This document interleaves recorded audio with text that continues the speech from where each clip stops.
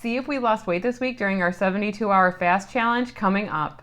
Hi, I'm Emily. Hi, I'm Sara. And we are the Keto Twins. We've lost over 160 pounds following a ketogenic lifestyle, and on this channel we discuss everything that's keto. So it was probably like a month ago where Sara and I both did 5-day fast. Sara did a beef fast. No, I did beef fast. And Sara did an egg fast. And we recorded the weights, and I lost about 3.8 pounds during those 5 days, which I was really excited about. And I hit 170 pounds, which is my new low. I started off at 262 pounds, so I was very excited about that. Sara lost 5 pounds? 5 pounds, yeah. During that time, and she was very excited about that. Of course, after that, we started to go back up in our weight. And so we decided to change it up a little bit and throw in a 72-hour fast. I was going to do that. Sara decided to jump in and do a carnivore fast for 72 hours as well. So we're going to talk about the weigh-ins and the results of that coming up. So before we started the fast, we decided to film a bunch of recipes using corned beef leftovers. And we'll link these little videos at the end of this one, so stay tuned and keep watching. But we made like a Reuben dip, a Reuben wonton that was really good. And we also made, what else did we make? A hash. A hash. A corned beef hash using radishes. Instead of potatoes. Yeah, it was kind of like a St. Patrick's Day, what would you do with leftover corned beef Because usually series. people do have leftovers after they eat corned beef. Well, they never usually have it, and when they have it, they make like a lot of it, and then they're just like, okay, what do I do with this? Because typically you just eat corned beef and cabbage and potatoes that's it. Right. Or something, yeah. So it was a good way to use up those different leftovers that we had. But in result of that, we decided to eat all of those different recipes that we made. Like, we had food leftovers, so we ate the wontons. I ate like 10 of those wontons. Yeah, we ate the wontons, and we had the dip, and we ate the corned beef hash. So I don't think that I set myself up in order to lose weight for the carnivore fast, for me. Just because we ate so much before we started. Yeah. Like, I might have even kicked myself out of ketosis because I was eating so many different things I don't normally eat, like a lot of the cut the carb wrap, and then you have other things in there that might push you over 20 grams a day or whatever. So, and then the next day, that was Monday, I actually had like a steak, pretty big meal for dinner, a steak with like vegetables and cream spinach on the side. So when I started on Tuesday, I was actually like pretty high on the scale already. Like, I was like 180 pounds. I weighed 176 pounds. Yeah, so I feel like I didn't, anyway, I'm foreshadowing what's going to happen in the future, but pretty much the next few days, Tuesday, Wednesday, and Thursday, I ate the leftover steak that my husband didn't eat on Tuesday with a couple of eggs. And then on Wednesday, I had just meatballs that we had on hand, frozen ones. So I had those. I just really wasn't even that hungry. And then on Thursday, I just had like ground beef. And Can I talk about what I ate? Well, I'm starting with mine. Oh, okay. Yeah, but you didn't eat anything. I know, so... that was the kind of joke about it. Whatever. Well, now you threw me off. Okay, where was I? So, so I weighed myself throughout this process, and the only thing I went down with, like my end result of those 3 days, was 178 pounds, which was higher than when I started last week. So, I mean, I did lose 2 pounds, but I'm not sure if that was actual weight or if it's just like inflammation or something. But I know in my heart I did not set myself up to do this fast properly. Like, I should have just like had a smaller meal. One meal a day. Yeah, 1 meal a day on Monday. And then I probably would have seen more results because I'm still working off those calories that I ate over the weekend. So, so I lost like 2 pounds. 2 pounds and some change. But to be honest with you, I don't even count it as that because I'm still higher than I was last weekend when we filmed our update video. So, fail. Stamp. Fail. I failed on it. I don't blame. I think that a lot of people have success on a carnivore diet, but unfortunately for me, I just didn't set myself up for success. How about you? So, like Sara said, I came into this fast. I had eaten between 5 and 10 of those Reuben wontons. The wonton are usually this big. This thing was like this big, and I couldn't stop eating them. They were so good.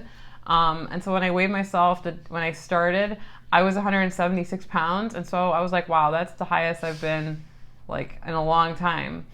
Because a couple weeks before, like I said, I was 170 pounds. So that was not a great start. But when I weighed myself at the end of the 72-hour fast, I weighed exactly 170.0 pounds. Again, I am just stuck at this number, 170 pounds again.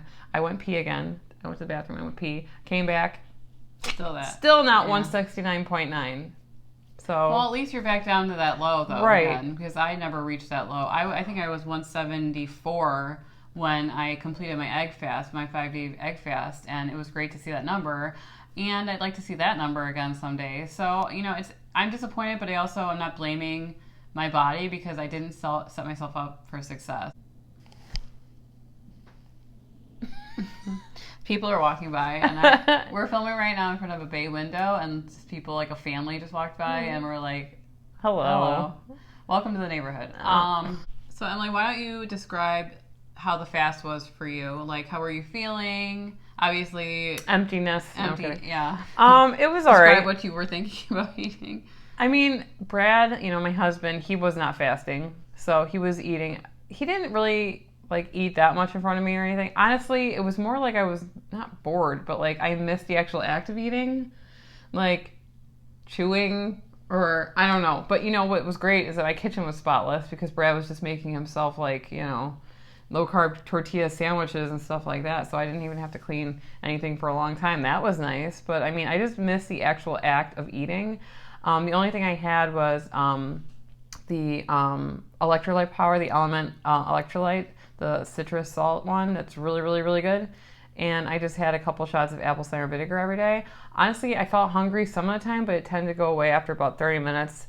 But like I said, it was not boredom, but I just missed the actual act of eating. And so what did I have afterward? I don't remember. I think, I went to the grocery store because everyone's going to the grocery store nowadays, more so than usual. And I just went to the parking lot and I saw it. I said, I can't go in there like this. So I went to McDonald's and I just got a couple McDoubles as my first meal. I know that a lot of people tend to slowly re-enter eating. I've never done that. So that's probably the worst thing. Yeah.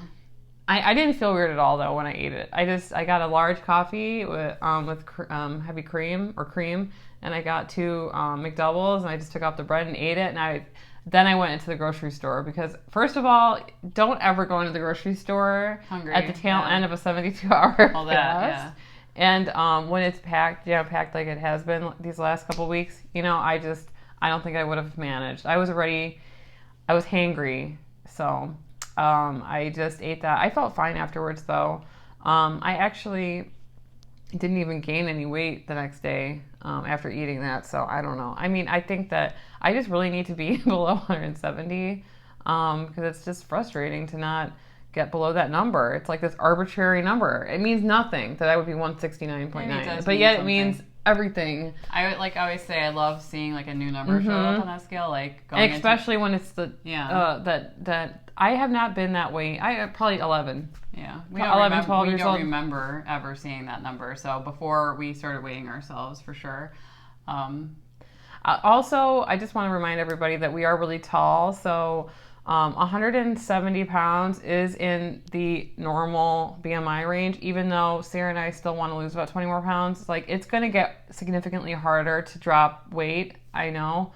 So we do have to get serious. I think that a 72-hour fast is serious, though. Yeah, no, it is serious. But, but you can't go overboard the next few days. You right. have to solidify it by not going off the rails afterwards. I don't know what is making me eat so much as of late. I don't know. Maybe it's the world or whatever. I was so good about 1 meal a day for 6 months. I ate 1 meal a day. I would not stray off that path, and all of a sudden it's I'm just not mindlessly eating. I'm just eating when I want to eat. Right. I don't know. Yeah, the world is just in chaos right now, but this is our life. We're gonna tell you if we're not doing things the way that even we say that we do them. 1 meal a day was typically what we were doing for 6 months, but now it's I'll have a snack here and there, and it's definitely slowing things down for us, especially since we're near our goal weight. Yeah. Yeah, so I online through the many keto Facebook groups, not so much in ours right now, and feel free to join Keto Chat Support and Motivation,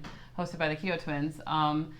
But we have, I've been looking online at the different topics, and so many people are stressed out about what's going on, and everyone seems to be panicking, and they're talking about cheating and stuff like that. And I mean, I understand that, but maybe cheap, but with like keto friendly type of food, because you're just gonna feel even more. I know, horrible you're not gonna if feel you kick good. yourself out of ketosis, in my opinion. Eat a thing of Rebel ice cream or something. Guess what? You're gonna even be more hungry if you keep eating carbs. I mean, that's the other thing that we were kind of discussing about this, is that if you're gonna go off and you're gonna eat a bunch of carbs, you're gonna get hungry again, like within a couple hours. But if you were just to eat a lot of fat, then you don't even need to eat as much. So survival wise, I'm not survival. But it is true that fasting, I feel like in the state, why not try to throw in a fast, just to motivate yourself, because doing a 72-hour fast, and Emily just came off of one and she looks fine. And if you're healthy, they don't recommend fasting for people like type 1 diabetics that need so just, you have to be healthy in order to do fasting. But try a fast of one day, skip and if you don't, if you eat multiple meals a day, try to go down to one meal a day. You're going to be okay. You can survive multiple days without food. You know what I mean? Emily just came off of a 3-day fast where she didn't have any food. So I feel like a lot of the stress and anxiety that's coming up with people clearing the shelves of everything, you can reduce that greatly by just right now deciding, trying to do a fast and be like, okay, I made it through. Was it hard? Yes. It's mostly mentally hard. And that's why I think I'm probably going to be doing a fast this week. Just a no food fast, because I just want to tell my mind you made it through and you were fine. When everyone's freaking out, you're going to be okay. You know what I mean? So I feel like I'm going to watch a fasting documentary maybe on Netflix or something. Queue up with a black cup of coffee and start watching that and start my fast, because Emily's down to 170 and I haven't seen that progress in a long time. And I want to make some progress as well. So Sarah and I live about a mile away from each other, and we live between about 4 grocery stores. One is in 1 minute that way, 1 minute that way, 1 minute that way. We live very close to grocery stores, and there doesn't seem to be that much stuff running around out here in Chicago. But the toilet paper, yeah. But what kind of stuff are you stocking up on, just in case? So I went for, I really want to stay the course during everything. I really don't want to cheat at all. So I just stocked up on the normal things that I buy, but just maybe more of it, so we didn't have to go as often. So I have a lot of meat, bacon, sausages, eggs, cheese, and then some frozen vegetables. I did buy some canned meat, kind of like Spam, tuna in a can, those sorts of things, just to have on hand. But I'm pretty much business as normal with what I'm eating. I'm not going to be buying any carbs or anything like that to stress me out and make me tempted. So what about you? Yeah, we bought a lot of the same stuff too. I think it's good to have eggs on hand because they last forever. Low carb tortillas because they last forever. You should have stuff like canned chicken and tuna. Plenty of mayo. You make yourself a chicken salad sandwich. You can make yourself a chicken salad, stuff like that. I don't think that there's it's time to freak out or anything like that yet. We have keto chow too, and that stuff lasts forever. And I just want to stay the course. Right. I don't want to just go to the chip section and just get 10 bags of hot Cheetos because I want to stress eat. You can find any reason to stress eat if you really want to. Right. So I have a feeling that people, they just want to because they want a reason to cheat. Right. Yeah. Which I understand because it's a comforting thing, but it's fine while it would be one thing if you felt good though after you did it. You don't feel good, so I don't want to feel worse than being stressed out and then have to feel guilty that I went off. Right. So I feel like if we all stay on, then we at least have the mental clarity that we're staying on and making the right decision for that. You don't have to worry about the repercussions of doing that. So that's my view on it anyway. Keep ketoing on. Right. So have you tried anything new this week? Any kind of keto products that you want to talk about? Sure. So last week I found some bread cheese, it's Giusto Italiano. I'm not sure. This one has Italian spices. It kind of tastes like a pizza, I guess.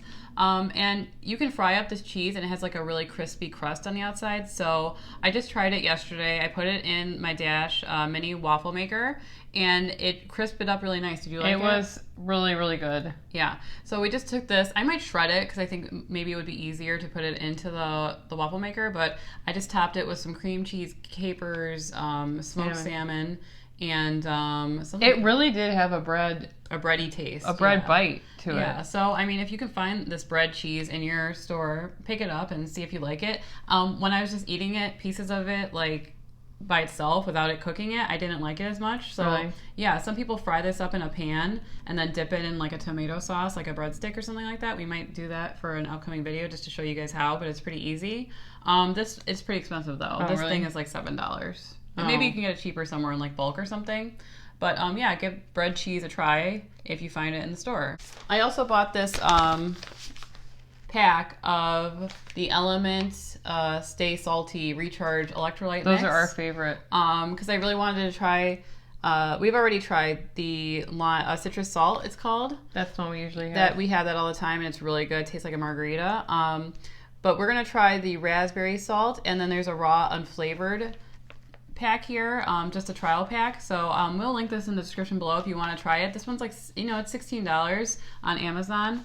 It's not too bad to try it. And I'm going to be putting the unflavored in my coffee. Some people do that. So we can give this a try. We definitely love the citrus salt. We know we love that one. But I'm hopeful for the raspberry salt. That sounds really good as well.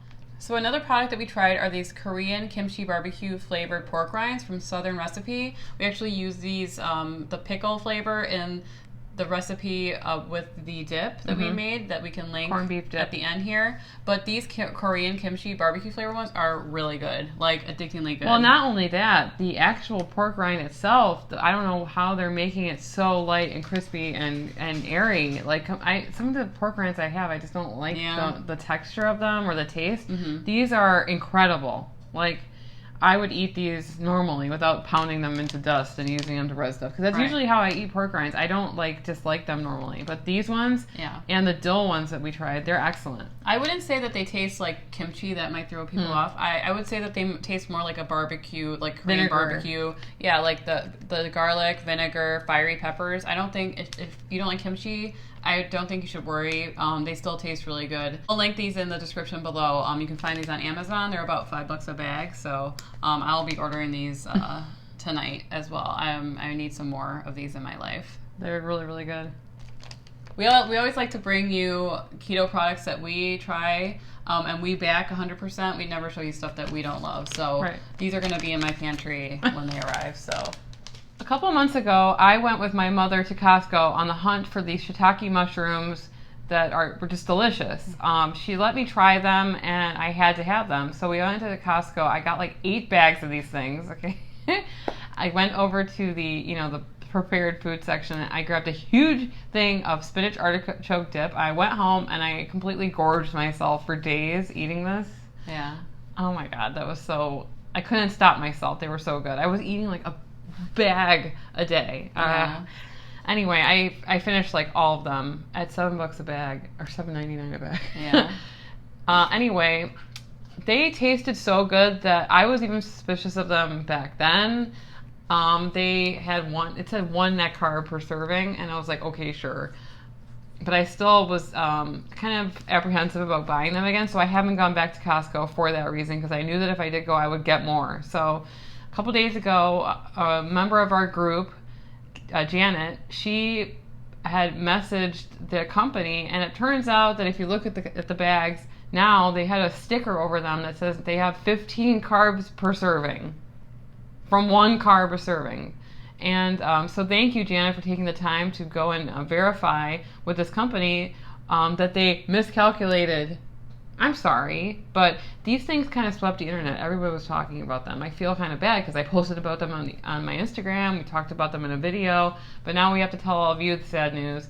Yeah, they aren't keto friendly. So Sarah and I are going to do a little recon work and try to see if maybe we can come up with these shiitake mushrooms. Do you think it's possible? I don't know. They were able to do it. I feel like what's adding a lot of carbs is the flavoring. Well, they're putting sugar on it for sure. But like, why can't we find something else that's a little bit more suitable? Or maybe we can, we just have to figure out the method of cooking the mushrooms. That's what I'm not sure about. But the flavoring, I feel like we can find some good flavors, even if it's not matching that one specifically. It was more so for me that I liked the crunch that the mushroom had. So even if they sold them plain, I would rather have that, and then I can top them with whatever I want. Right. Like a cheesy garlic powder or something. You know what I mean? Or whatever, I don't know, but yeah, I won't be buying those anymore. So I hope that company will, eventually change their recipe back, or just maybe take out the sugar. Yeah, take out the sugar. It doesn't need it. It would have tasted good anyway. It was like a chicken flavor. It was like, if you ever had chicken biscuits, the crackers,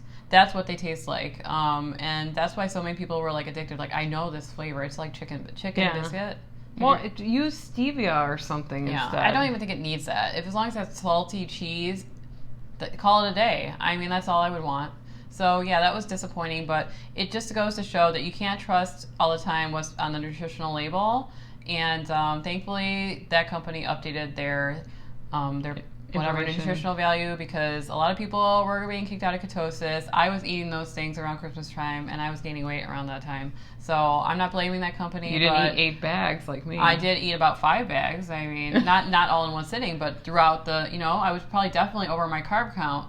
I was like, about it. Oh my God, this is the greatest thing ever. That was around the time when I weighed in. I was like, I gained like 12 pounds on the scale. That was the same time when I felt like I didn't even eat that much. So I'm glad that we figured that out. So hopefully we can maybe do some experimenting over the next couple of weeks and come up with maybe not the exact recipe, but something that tastes like that or even better. So being 170.000 pounds, I'm very motivated this week to get back down, or not get back down, get down to 169.9. All I need is 1.1 ounce. 0.1 ounce, that's all I need. So this week I'm going to be trying to do 1 meal a day, regardless of whatever's going on out there.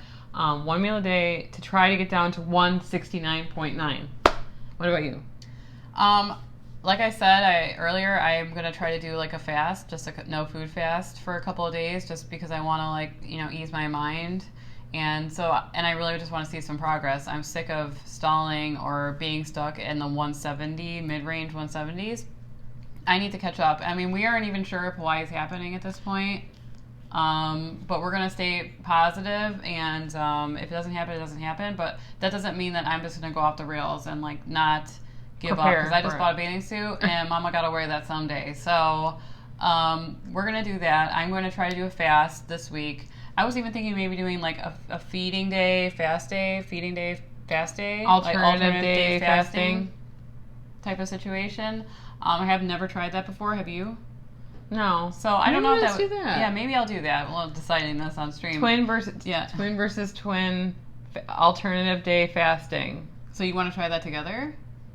Yeah, at the same time. Okay. Why don't we try to do the same thing? Why are we versus each other? Because it's not in our nature to be different. Maybe that's why we're not succeeding. I mean, you are succeeding. You went to 170 again. Anyway, yeah, maybe we'll try that.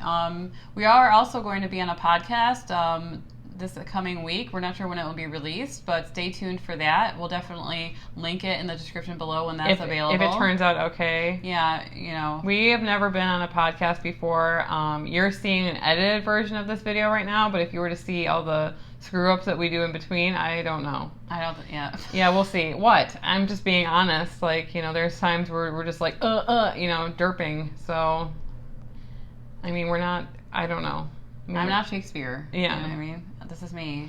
Anyways. And since St. Patrick's Day is coming up, why don't you check out this playlist where we go over 3 different recipes to use your leftover corned beef. Anyway, I'm Sarah. I'm Emily. And we are the Keto Twins. Bye. Bye. Boop, boop. Click here. Maybe.